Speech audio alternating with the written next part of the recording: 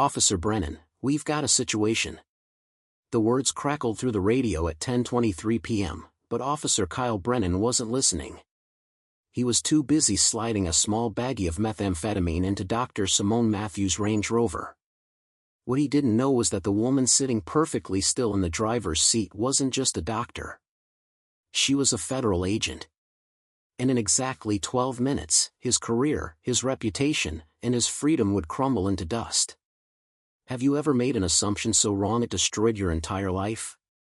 This is the true story of one traffic stop in Riverside County, California that exposed a decade of corruption. Real stories that remind us why we should never judge by appearance. Just as stories that prove the truth always surfaces. The California desert stretched endlessly on both sides of Highway 60, as Simone Matthews navigated her silver Range Rover through the darkness. She'd been driving for nearly 7 hours, returning from a forensic pathology conference in Phoenix. Her muscles ached, her eyes burned, and all she wanted was to reach her home in Pasadena and collapse into bed. The FBI credentials hidden in her locked center console had been sitting there for 9 months. 9 months of careful planning, building a case, watching, waiting, documenting. Tonight was supposed to be different. Tonight she was just Dr. Matthews, forensic pathologist at Cedars-Sinai Medical Center, driving home after a long conference.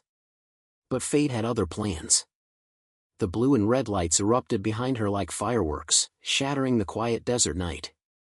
Simone's heart didn't just sink, it stopped, then started again, faster, harder, angrier. She knew this dance. She performed it 6 times in the past 18 months. Black woman, expensive vehicle, late at night on a lonely highway. The mathematics of racial profiling were depressingly predictable. But this time was different. This time she was ready.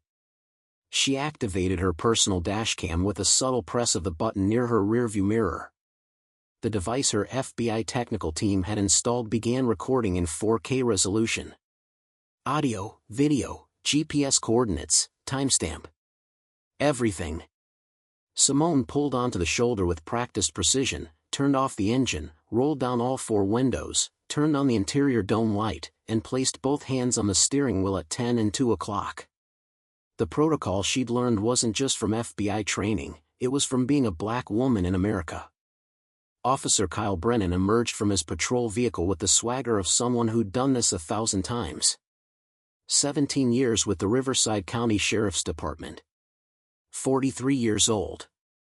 Divorced. 2 kids he saw every other weekend. A reputation among his colleagues as a proactive officer who knew how to spot trouble.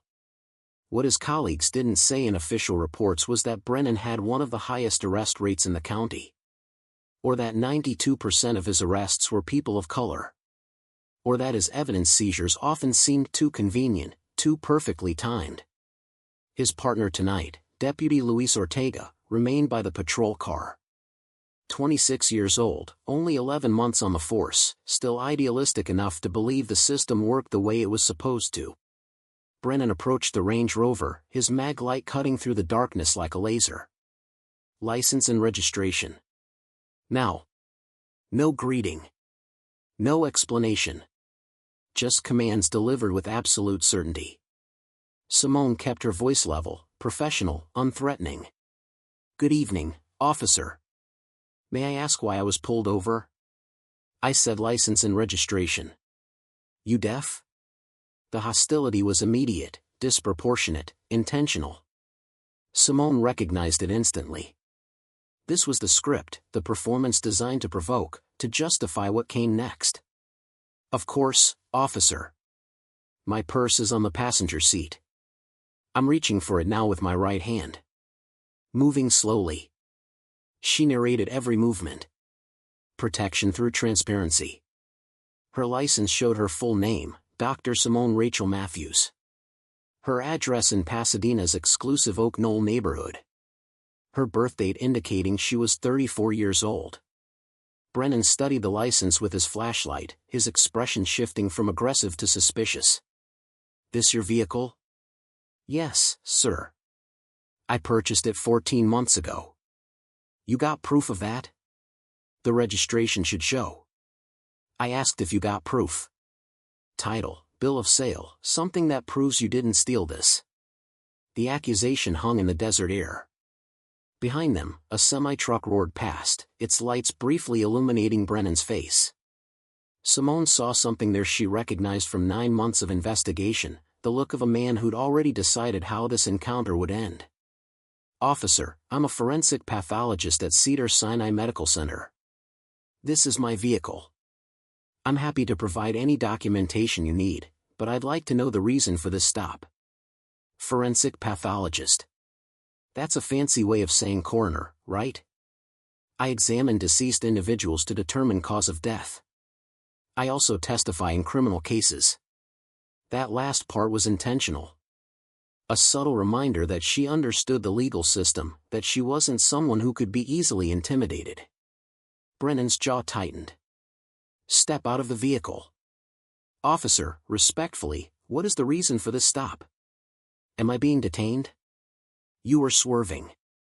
Crossed the center line twice. I've got probable cause to believe you're driving under the influence.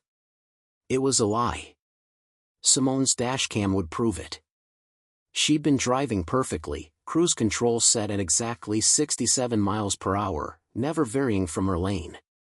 Officer, I haven't been drinking. I'm happy to take any sobriety test you'd like to administer. I said step out. Don't make me ask again.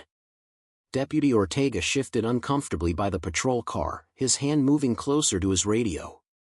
Something about this stop felt wrong to him, but he was too new, too uncertain to speak up. Simone unbuckled her seatbelt slowly, opened the door, and stepped onto the desert shoulder. The night air was cool against her skin. Above, stars blazed in the unpolluted sky, indifferent witnesses to what was about to unfold. You got anything illegal in that vehicle? Drugs? Weapons? Anything I should know about? No, sir. Nothing illegal. You mind if I take a look? And there it was. The question that wasn't really a question. Simone had two choices. Consent and watch whatever Brennan decided to find. Refuse and watch the situation escalate into something potentially dangerous. But she had a third option, one Brennan didn't know about. Officer, I do not consent to a search of my vehicle. I know my Fourth Amendment rights. Brennan smiled. Not a friendly smile. The smile of a predator who'd just heard exactly what he wanted to hear. Ortega, call for backup. We've got an uncooperative subject refusing a lawful search. Dispatch, this is Unit 47, Ortega said over the radio, his voice uncertain. Requesting backup at mile marker 73, Highway 60 East. Copy, Unit 47. What's the nature of the call? Traffic stop, possible DUI, subject refusing search. Within 6 minutes, 2 more patrol vehicles arrived. The first carried deputies Natasha Kowalski and Jerome Patterson. Kowalski had 14 years on the force, Patterson had 9. The second vehicle brought Deputy Marcus Chen and his rookie partner, Deputy Aaliyah Robinson, who'd graduated from the academy just 4 months ago. By now, 3 civilian vehicles had slowed down, their occupants filming with their phones. The incident was already going viral before it had truly begun. What VE we got, Kyle? Kowalski asked, approaching Brennan. Subject in a Range Rover, claims to be a doctor, doesn't have proof of ownership, refused consent to search. I'm establishing probable cause.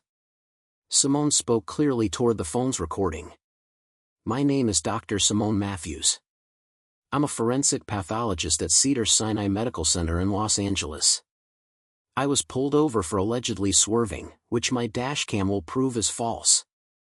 I do not consent to any search of my vehicle. Kowalski studied Simone carefully. Something about the woman's composure, her precise language, her complete lack of panic struck her as unusual. Ma'am, do you have any other identification besides your driver's license? I have my medical credentials in my wallet. Would you like to see them? Nobody asked for your medical credentials, Brennan snapped. Kowalski, I've got this handled. But Kowalski didn't move. She'd worked with Brennan long enough to recognize when something felt off. Patterson spoke quietly to Kowalski. "This doesn't look like a DUI stop to me." "She's standing perfectly straight, speaking clearly, no signs of impairment." "Did you administer a field sobriety test?" Kowalski asked Brennan. "I don't need to. I can smell alcohol." "Officer, I haven't consumed any alcohol," Simone said. "I'm willing to take a breathalyzer test right now." "I'll decide what tests you take," Brennan snapped. "Deputy Robinson, escort the subject away from the vehicle while I conduct my search." Robinson, young and by the book, looked uncomfortable but followed orders. She guided Simone about 20 feet from the Range Rover, positioning her where she could still see the vehicle but couldn't interfere. "Ma'am, it's better if you just cooperate," Robinson said quietly. "Makes things easier." "Deputy, how long have you been on the force?" Simone asked equally quietly. 4 months. "Then watch very carefully what happens next. Remember everything you see." Robinson frowned, confused by the cryptic statement. By now, 7 people were recording. Their phones captured every angle. TikTok, Instagram, Facebook Live. The viewers were climbing into the thousands. One of the bystanders, a college student named Jamal Anderson, held his phone steady and narrated for his followers. "Y'all, this is crazy," he whispered into his phone.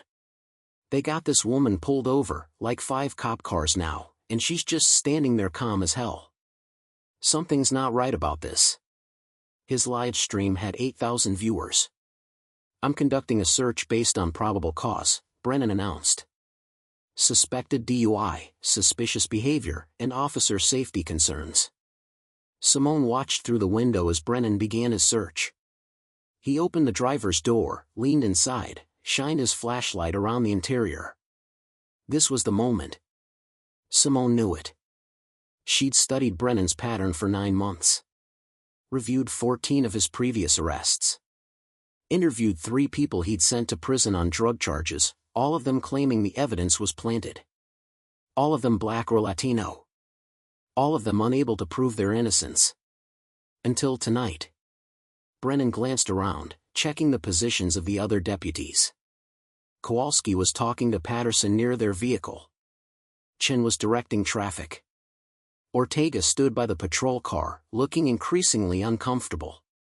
Robinson had her back turned, watching the highway traffic.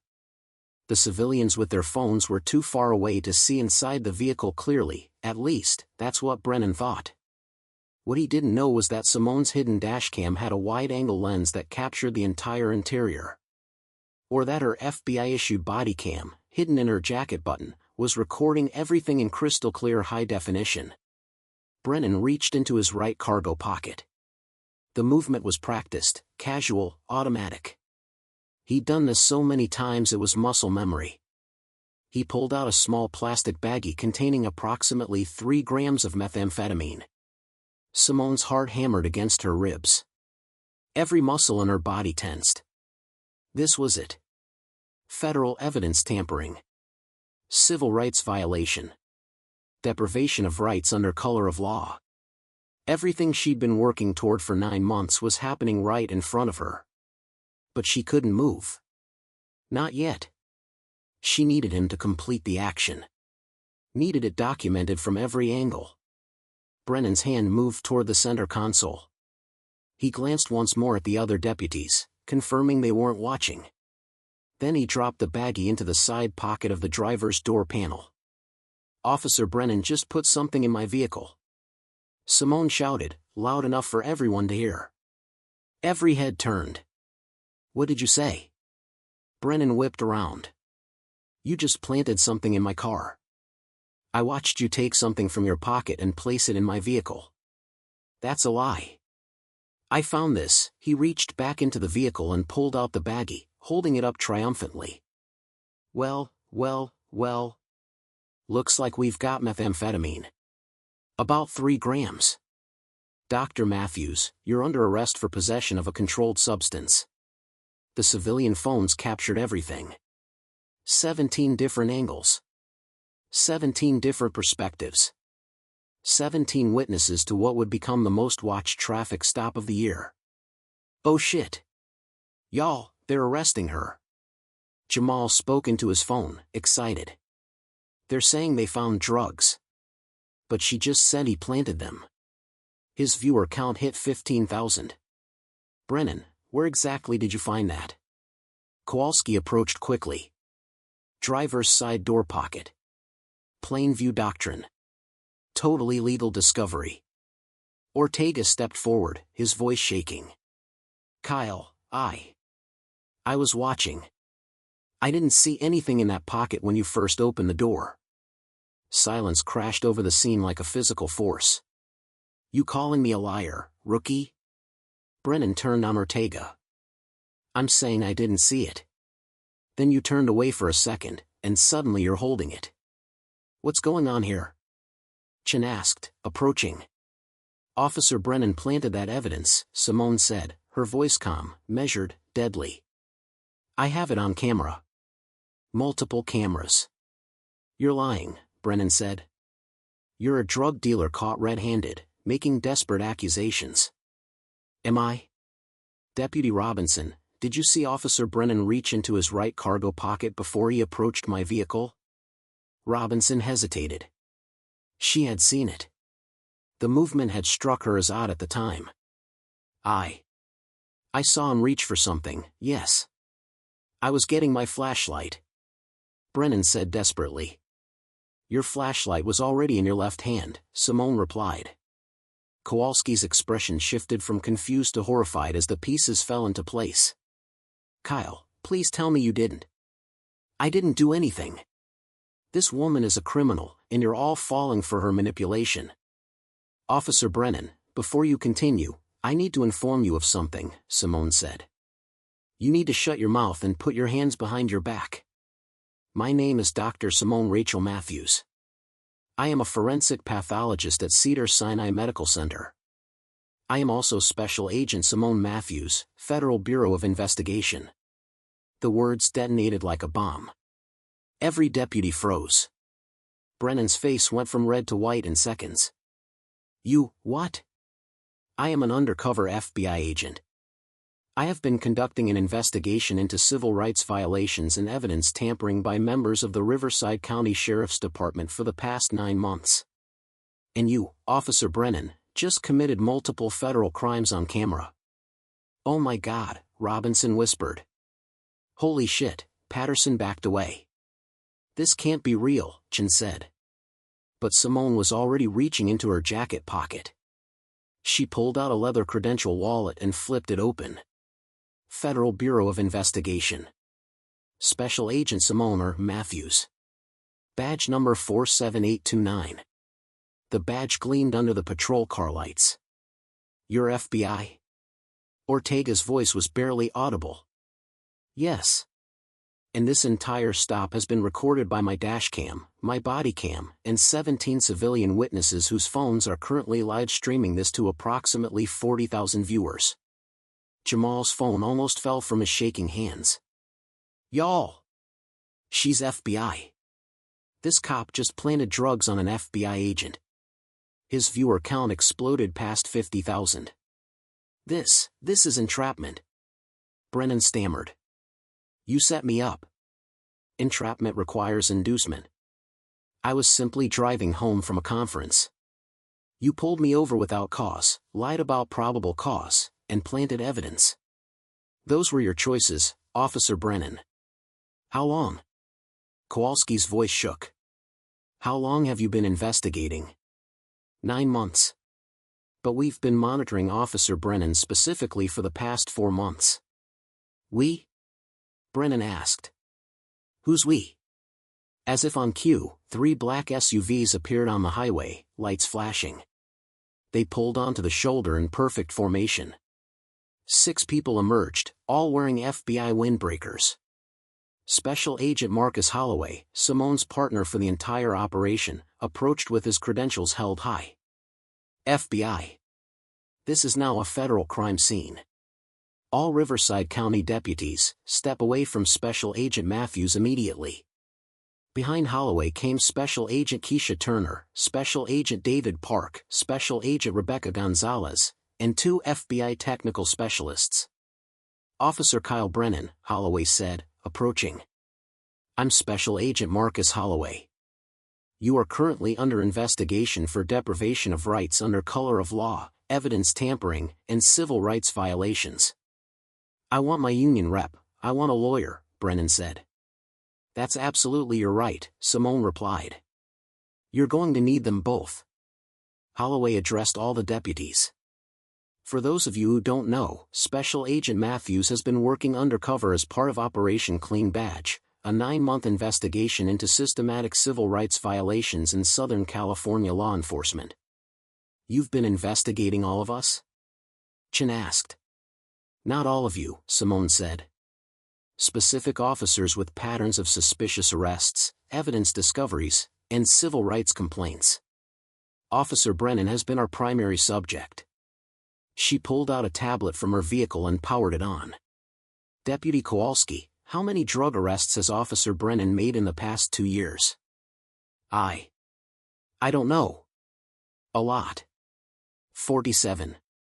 47 arrests for drug possession. Would you like to know how many of those arrests involved drugs found in locations where Brennan was alone with the vehicle? Silence. 43. 43 out of 47. And do you know how many of those suspects were people of color? Oh God, Kowalski whispered. All 43. 100%. That's because those are the people who use drugs. Brennan shouted. That's not racism, that's statistics. Is it statistics that you purchased 3 ounces of methamphetamine from a known dealer named Curtis Reynolds 6 days ago? Holloway asked. We have that transaction on video, by the way. Curtis is cooperating with our investigation. Brennan's face crumbled. Turner stepped forward. Is it statistics that we have GPS data showing you visited the same evidence drop location 12 times in the past 4 months? Always before making an arrest? Is it statistics that we've identified at least 19 people currently in prison based primarily on evidence you discovered? Park added. The weight of the investigation crashed down on everyone present. 19 people in prison? Robinson asked Simone, tears in her eyes. Innocent people? We're reviewing every case. But yes, Deputy Robinson. We believe at least 19 people are currently incarcerated based on planted evidence. One of the civilian bystanders, a woman named Tamara Johnson, pushed through the crowd. My cousin, she shouted, pointing at Brennan with a shaking finger. My cousin Jerome is in Chino State Prison right now because of him. He got pulled over 2 years ago. Said they found heroin in his car. Jerome never touched drugs in his life. He's been in there for 2 years, and we couldn't afford a good lawyer to fight it. Ma'am, what's your cousin's full name? Simone asked gently. Jerome Marcus Johnson. He's 24 years old. He has a baby daughter he's never even held. Simone turned to Agent Gonzalez. Add Jerome Marcus Johnson to the priority review list. Done, Gonzalez said, typing on her tablet. If anyone present has been arrested by Officer Brennan, or knows someone who has, please approach Agent Gonzalez, Holloway addressed the crowd. We're reviewing every single case. 4 more people stepped forward from the crowd of onlookers. The phones kept recording. The live streams kept growing. By now, over 100,000 people were watching across multiple platforms. I was trying to protect people, Brennan said, his voice desperate, breaking. These drugs, they destroy communities. I was getting them off the streets. By framing innocent people? Simone asked. By destroying lives? By sending mothers and fathers to prison away from their children? They were probably guilty of something else anyway. The words echoed in the desert silence. Oh my God, Kyle. Listen to yourself, Ortega said, horrified. I worked with you for 11 years, Kowalski said, stepping away from Brennan. I defended you. I believed you. 2 FBI agents moved forward with handcuffs. Kyle Brennan, you're under arrest for deprivation of rights under color of law. You have the right to remain silent. As the Miranda rights were read, Brennan's eyes met Simone's. Why me? he asked quietly. "Why'd you target me?" "I didn't target you, Officer Brennan. You targeted yourself every time you destroyed an innocent person's life." The handcuffs clicked shut. Holloway pulled out his phone. "I'm getting calls from the field office. CNN has the footage. So does NBC, Fox News, and ABC. This is national now." He showed Simone the phone screen. News alerts were flooding in. Breaking: FBI agent catches cop planting drugs during traffic stop live. Federal investigation exposes police corruption in Riverside County. Watch: undercover FBI operation reveals evidence tampering. "Have they executed the search warrants?" Simone asked Holloway. "Affirmative. FBI teams are at the Riverside County Sheriff's Department headquarters right now. They're securing evidence locker, personnel files, and body cam footage." "You're raiding our station?" Chen asked, his voice shaking. "We're executing federal search warrants as part of a criminal investigation," Simone said. 23 warrants, to be exact." 23? Robinson repeated. 23 officers under investigation for civil rights violations, evidence tampering, false arrest, and conspiracy, Turner said.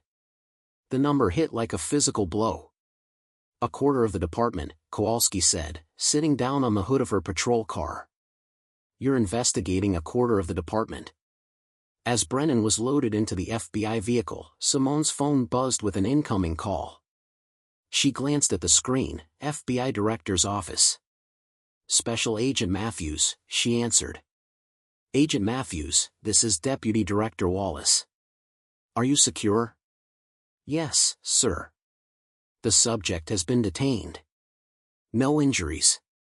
Multiple witnesses. Good work. The Attorney General wants a full briefing at 0800 tomorrow. Department of Justice is opening a pattern and practice investigation into the entire Riverside County Sheriff's Department." Simone looked at the cameras still recording, at the deputies whose careers were imploding, at the news helicopters now circling overhead. This was just the beginning. Screen fades to black. Text on screen: "What the FBI found in the next 48 hours wooed the entire justice system." Narrator: 23 officers under investigation. 19 people wrongfully imprisoned. Decades of corruption about to be exposed. And one woman who risked everything to bring the truth to light. Final frame. Text: Part 2, The Evidence That Shocked the Nation. Narrator: subscribe now. Part 2 drops tomorrow. You won't believe how deep this goes. Poll: have you or someone you know experienced police misconduct? Pin comment: wait until you see what they found at the police station. Part 2 will leave you speechless. Call to action: share this if you believe in justice. Tag someone who needs to see this story. Last time, FBI Special Agent Simone Matthews exposed Officer Kyle Brennan planting drugs during a traffic stop. 17 witnesses recorded everything. 100,000 people watched live as a corrupt cop's world collapsed. But what happened in the next 48 hours wooed the entire American justice system. This is the conclusion of the story that changed everything. Title card: 48 hours later, FBI Field Office, Los Angeles. The FBI conference room buzzed with controlled chaos. 47 boxes of evidence lined the walls. 23 officers' personnel files spread across multiple tables. And in the center of it all stood Special Agent Simone Matthews, presenting the findings that would make national headlines for months. Deputy Director Wallace sat at the head of the table, flanked by Department of Justice attorneys, Civil Rights Division prosecutors, and representatives from the Attorney General's office. "Agent Matthews," Wallace said, "walk us through what you found." Simone clicked a remote. The screen behind her lit up with a photograph of Officer Kyle Brennan in uniform, smiling at a community event. The image of a trusted public servant. Officer Kyle Brennan's arrest was just the entry point, Simone began. What we discovered goes back 11 years and involves systematic corruption across 3 counties. She clicked again. A spreadsheet appeared showing arrest data. Brennan made 247 arrests over his 17-year career. We've identified 89 arrests, 36%, where the evidence discovery followed an identical pattern. Subject pulled over for minor traffic violation. Subject refuses search. Brennan conducts search anyway. Drugs miraculously appear in locations he searches alone. 36%? One of the DOJ attorneys leaned forward. That's not a pattern. That's a system. It gets worse, Special Agent Holloway said, standing. We executed search warrants on Brennan's home, his patrol vehicle, and his personal storage unit. What we found was an evidence planting operation. He clicked to show photographs. Small baggies of methamphetamine, cocaine, and heroin. 53 individual packets, all carefully labeled with dates and amounts. Brennan kept a supply kit, Holloway continued. Like a contractor with his tools. Different drugs for different scenarios. He'd purchased them from a dealer named Curtis Reynolds, who's now cooperating fully with our investigation in exchange for reduced charges. Did Reynolds know what Brennan was using the drugs for? Wallace asked. He suspected, Simone said. Reynolds told us Brennan would buy small amounts, 2 to 5 grams at a time, always in individual baggies. Always cash. Reynolds thought Brennan was reselling to other cops for personal use. He didn't realize Brennan was using them to frame innocent people. The room fell silent as the implications sank in. How many people are we talking about? Wallace asked quietly. Simone took a breath. We've identified 127 individuals who were arrested by Brennan or officers working with him where the evidence discovery is questionable. Of those, 84 are currently incarcerated. 43 have already served their sentences and been released. 84 people in prison right now based on planted evidence, a Civil Rights Division prosecutor said, writing furiously. This is the largest wrongful conviction case in California history. It's bigger than California, Simone said. She clicked to a new slide showing a network diagram. Names, departments, counties, all connected by lines. Brennan didn't work alone. We've identified 12 other officers who participated directly in evidence planting. Another 11 who knew what was happening but looked the other way. And 6 supervisors who signed off on reports they should have questioned.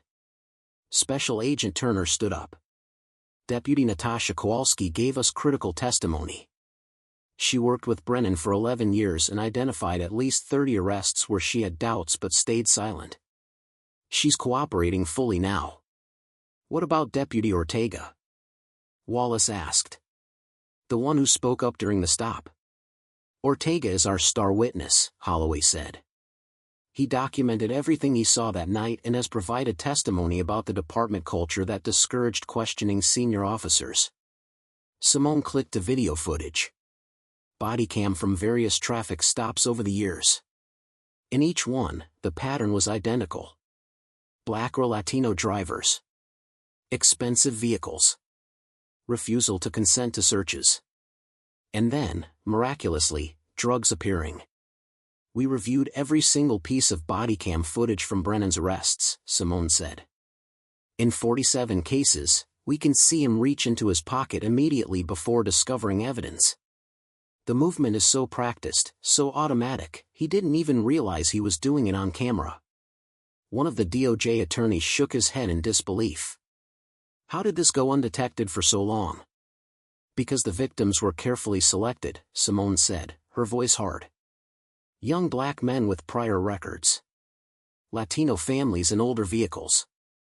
People who wouldn't be believed if they claimed the drugs were planted. People who couldn't afford good lawyers. People the system was already biased against. She clicked to a photograph. Jerome Marcus Johnson, the cousin Tamara had mentioned during the traffic stop. Young, black, smiling in his graduation gown. Jerome Johnson was arrested 2 years ago. Brennan claimed he found heroin in his car. Jerome had a full scholarship to UCLA. He lost everything. He's been in Chino State Prison for 23 months, and yesterday we proved the heroin was planted. He's being released today. Today? Wallace asked. His lawyer filed an emergency motion yesterday evening. The judge reviewed our evidence and ordered his immediate release. Jerome will be home with his daughter by dinner time. For the first time since the briefing began, someone smiled. How many others can we free immediately? Wallace asked. Simone clicked through a series of faces.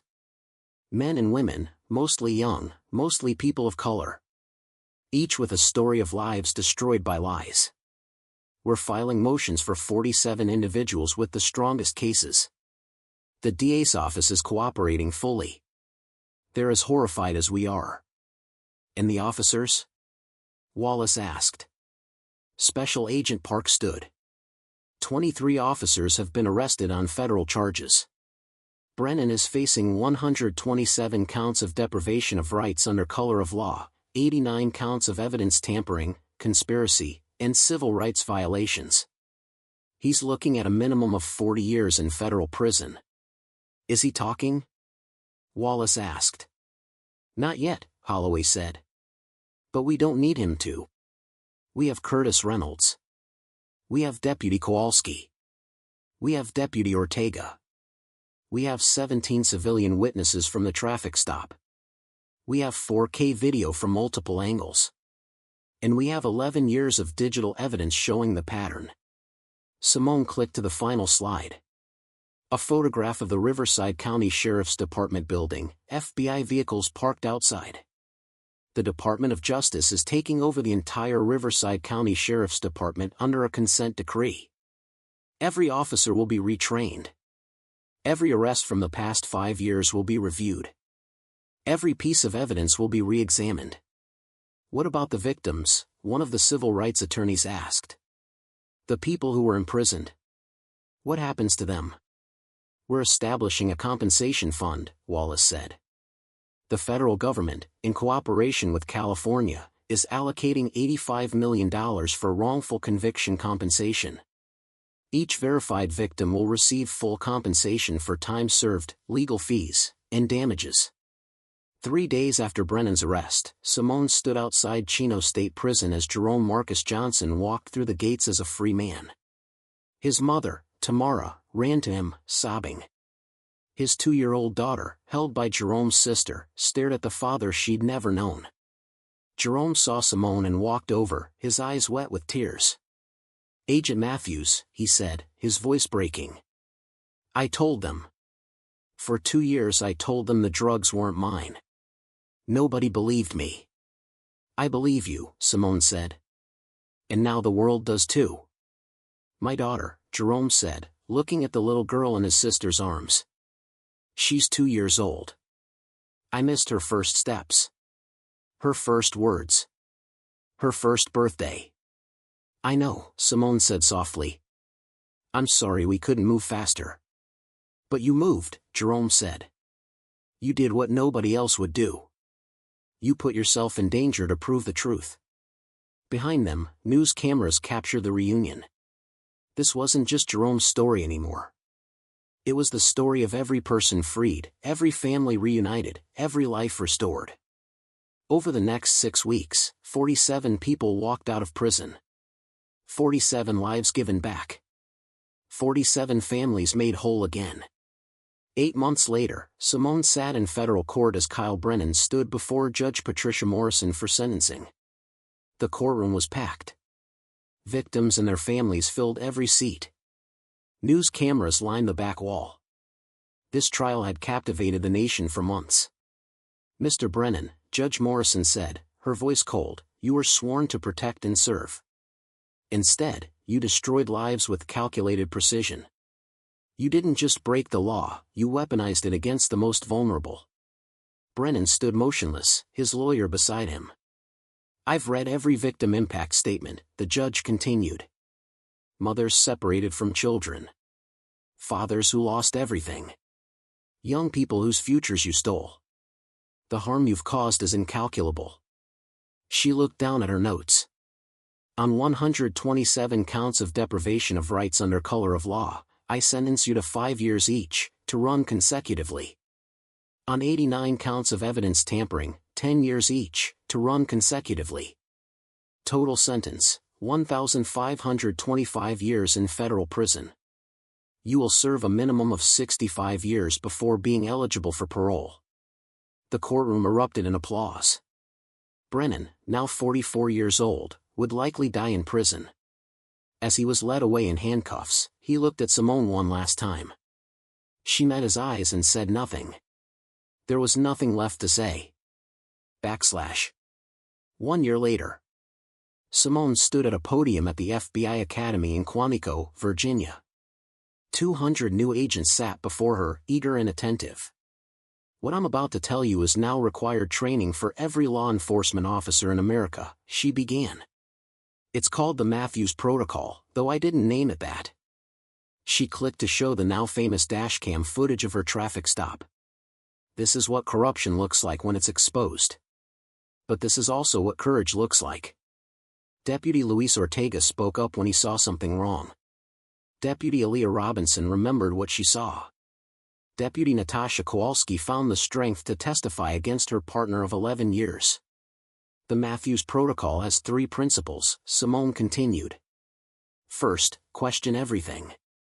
If something feels wrong, it probably is. Second, document everything. Video doesn't lie. Third, speak up always. Silence enables corruption. One of the new agents raised her hand. Agent Matthews, weren't you scared?